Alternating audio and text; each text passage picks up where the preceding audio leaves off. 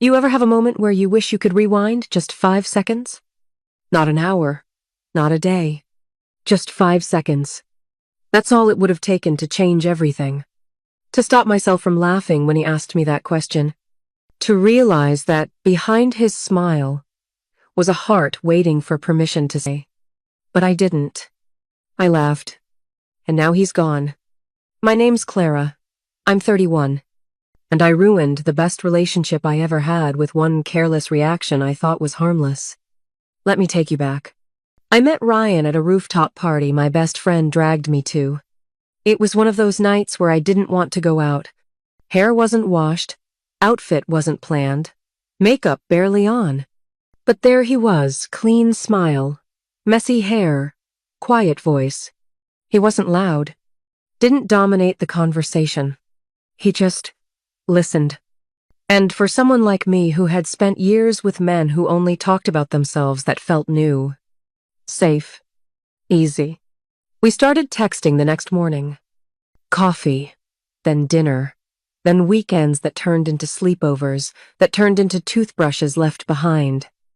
It moved fast, but not in a bad way. More like, finally. Ryan wasn't the type to play games. He showed up when he said he would. He remembered my weird food allergies. He made playlists for my drives and sent me voice notes when I was having a bad day. He wasn't perfect, but he was good. And I was still healing from the wreckage of my last relationship. His name was Julian. Tall, magnetic, reckless. The guy you never fully get over because part of you is still trying to figure out what you could have done differently. Julian never wanted to commit. He made me feel like I was always one step behind, trying to earn his affection, his attention, his time. I knew he wasn't right for me, but part of me still thought of him as the one who got away. So even as Ryan built a life with me, there were days I still checked Julian's Instagram. Still wondered. Ryan never said anything, but I know he noticed. The way I'd go quiet when certain songs played. The hesitation when we talked about forever. The way I'd flinch when he brought up moving in together. He never pressured me, never rushed, just stayed. Until the day he asked me a question I didn't see coming. We were sitting on the couch, eating takeout, watching some old movie I wasn't really paying attention to. He turned to me, kind of shy, kind of nervous, and said, "Do you think you ever would have loved me if Julian had stayed?" It caught me off guard.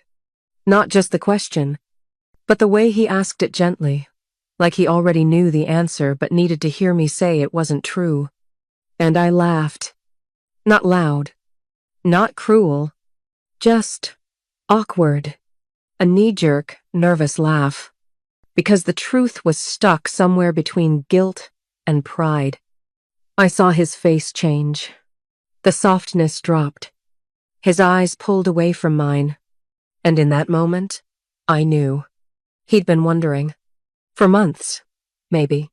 Waiting for me to let go of a man who hadn't even texted me in 2 years. And instead of saying what he needed to hear, I laughed. "You didn't answer," he said quietly. And I still didn't. I told him not to be silly.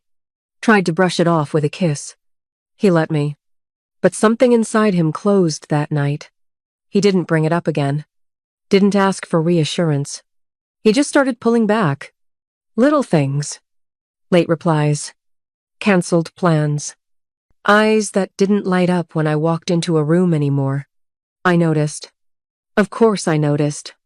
And instead of owning what I'd done, I got defensive.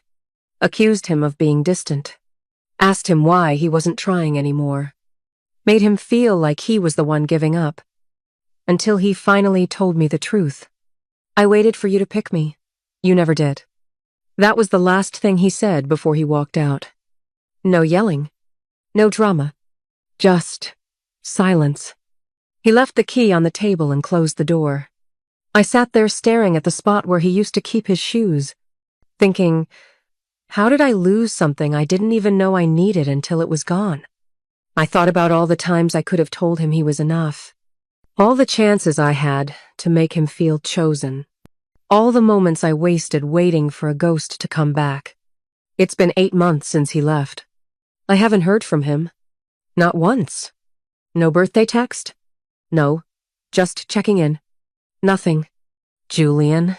He's engaged now. I saw it on social media. Big beach proposal. Perfectly filtered. And I didn't feel anything. Not love. Not jealousy. Just regret.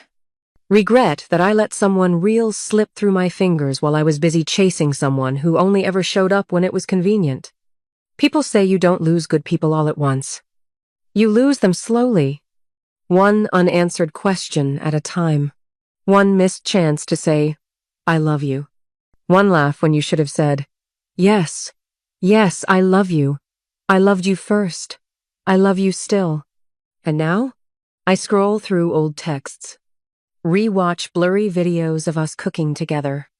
Still sleep on one side of the bed. Still wonder if he's moved on. Probably. Because good men don't stay waiting forever. And women like me? We don't always realize we had everything we needed. Until it's standing at the door, asking for the last time if we ever truly loved them, and we're too afraid to say yes.